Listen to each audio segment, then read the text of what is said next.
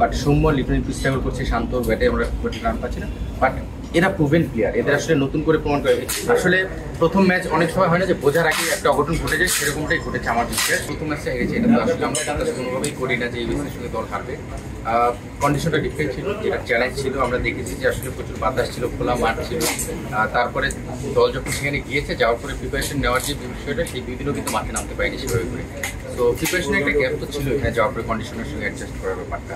তো সেটার একটা ইম্প্যাক্ট প্রথম ম্যাচে পড়েছে, আমরা দেখেছি প্লেয়ারদের পারফরমেন্স এবং ব্যাটিং প্রতিটা জায়গায় কিন্তু স্ট্রাগল করেছে। ব্যাটসম্যানরা যেমনটা শুরুতে করেছে, পরের দিকে বলাররাও কিন্তু করেছে। তারা হয়তো বাতাসের জন্য একটু টাফ টাইম পার করতে হয়েছে, বাতাসের এগেনস্টে, বাতাসের পরে বোলিং করার যে ব্যাপার, লাইন দিতে ব্যাপার, সেটাকে কিন্তু স্ট্রাগল করেছে। বাট আমি আশাবাদী যে এই মাঠে আজকে আবার আমরা ম্যাচ খেলবো এবং আমরা সেখানে কামব্যাক করবো। আসলে প্রথম ম্যাচ অনেক সময় হয় না যে বোঝার আগে একটা অঘটন ঘটে যায়, সেরকমটাই ঘটেছে আমার বিশ্বাস। প্লেয়াররা কিন্তু সতর্ক হয়েছে, আমাদের প্রতিটা মানুষের এখন কিন্তু সতর্ক। যে নর্মালি কিন্তু আমরা যেটা চিন্তা করেছিলাম যে ইউএস এর সঙ্গে যাবে, প্রথম ম্যাচ থেকে 3 ম্যাচ একদম ফাটিয়ে জিতে যাবে, আসলে টি-20 ক্রিকেট কিন্তু ব্যাপারটা এরকম না। ওই স্পেসিফিক দিনে ভালো খেলাটা খুব জরুরি, যেটা আমাদের দল আসলে খুব একটা ভালো খেলতে পারেনি। বাট এই দলটার উপর কিন্তু আমাদের সবার বিশ্বাস আছে, আমরা বিশ্বাস করি যে এই দলটা ভালো করতে পারে। এবং এটা তো জাস্ট ওয়ার্ম আপ টাইপের একটা ম্যাচ আমি বলবো, ইন এ সেন্স যে টি-20 ওয়ার্ল্ড কাপের আগে।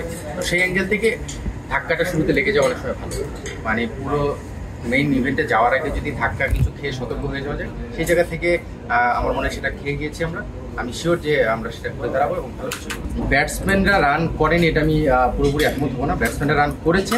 আপনি যদি স্পেসিফিক বলতে চান, টপ অর্ডারে আমাদের রানটা হয়নি। আমাদের কিন্তু মাঝখানে হৃদয়, রিয়াদ, জাকির, তারা কিন্তু রান করেছে। সো টপ অর্ডার আমরা স্ট্রাগল করছি, এটা আসলে লুকোনোর কিছু নেই, লজ্জার কিছু নেই, এটা ফ্যাক্ট, এটা রিয়েলিটি। আমরা দেখছি যে আমাদের 1, 2, 3 পজিশন থেকে যেভাবে আমরা চাচ্ছি সেভাবে পাচ্ছি না। তানজিদ তামিম যেভাবে সে কিছুটা কন্ট্রিবিউট করেছে ডেভ ওভার পরেও, বাট সৌম্য লিটন একটু স্ট্রাগল করছে, শান্ত ব্যাটে আমরা রান পাচ্ছি না। বাট এরা প্রুভেন প্লেয়ার, এদের আসলে নতুন করে প্রমাণ করে। এখানে যদি তানজিদ তামিম ফেল করতো তখন বিষয়টা অন্যরকমভাবে আসতো।